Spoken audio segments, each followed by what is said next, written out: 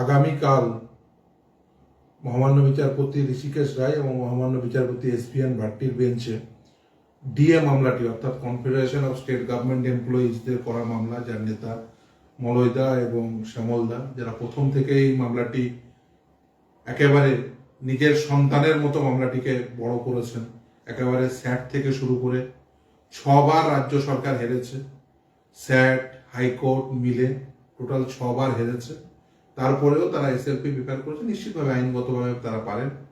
এর আগে বহুবার এই মামলায় সময় হয়েছে। রাজ্য সরকারি কর্মচারীদের পক্ষ থেকে কনফেডারেশনের নেতা মলয়বাবু এবং শ্যামলদা উভয়েই এই মামলাটি যখনই আদালতে সুপ্রিম কোর্টে ওঠে তারা আসেন, আমরাও আসি। আগামীকাল কলকাতা থেকে যে সমস্ত মামলাগুলো দিল্লিতে এসছে, অর্থাৎ সে এসএসসি মামলা হোক, ওবিসি মামলা হোক বা ডিএ মামলা, 3টে মামলায় আছে, অত্যন্ত গুরুত্বপূর্ণ 3টে মামলা। এসএসসি মামলাটি প্রধান বিচারপতির বেঞ্চে, ওবিসি মামলাটি আছে এবং সঙ্গে ডিএ মামলাটি আছে। ডিএ মামলাটি আইটেম নাম্বার 45। আমরা আশা করছি যে সেই মামলাটি শুনানি হবে এবং মামলাটি শুনানি হলে আমরা নিশ্চিত, এর আগে 6 বার রাজ্য সরকার হেরেছে, এবারও আমরা নিশ্চিতভাবেই আশা করি যে রাজ্য সরকারি কর্মচারীদের পক্ষেই এই রায় যাবে।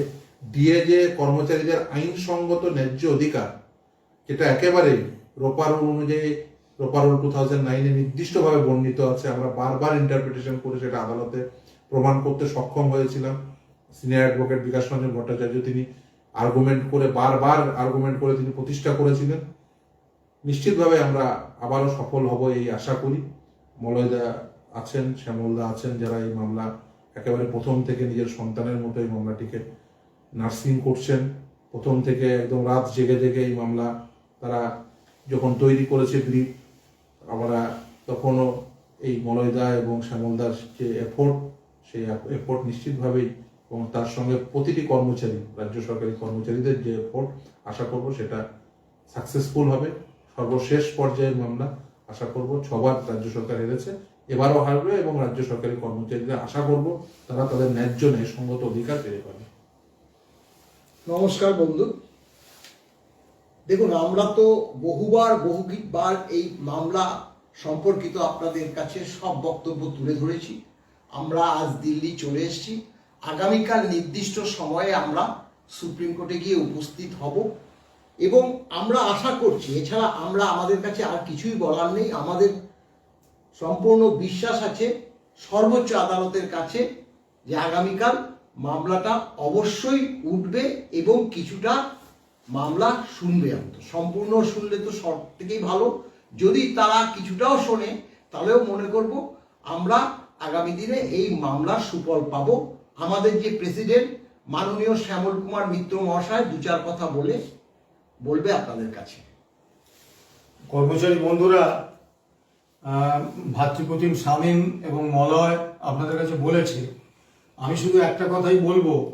2018 সালের 31শে আগস্ট মহামান্য কলকাতা হাইকোর্ট যে রায়টা দিয়েছিলেন যে DA is a legally enforceable right of the employees, সেই রায়ের বিরুদ্ধে আজ পর্যন্ত পশ্চিমবঙ্গ সরকার কোনো এসএলপি দাখিল করেননি বা হাইকোর্টের হায়ার বেঞ্চে কোনো রকম সেই রায়ের বিরুদ্ধে আবেদন করেননি। উল্টে সেই রায়ের কিছু সংশোধন চেয়ে রিভিউ পিটিশন দাখিল করেছেন। ভাতৃপ্রতিম শামীম আছে, ও আরও ভালো বলতে পারবে। রিভিউ পিটিশনের স্পেস লিমিটেড।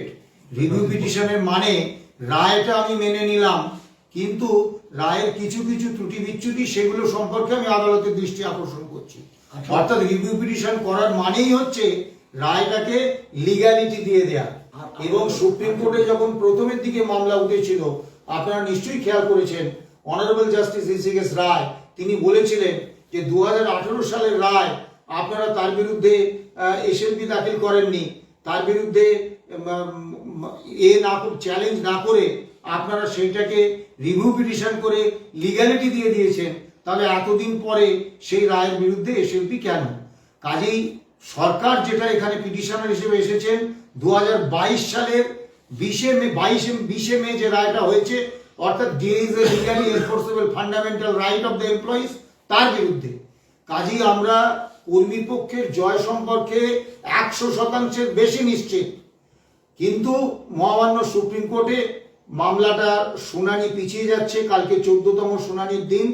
আমরা আশা রাখবো যে 14তম শুনানির দিনে মহামান্য সুপ্রিম কোর্ট মামলাটা শুনবেন। ভালো থাকবেন, সুস্থ থাকবেন, সাহস হারাবেন না, হতাশ হবেন না। নমস্কার।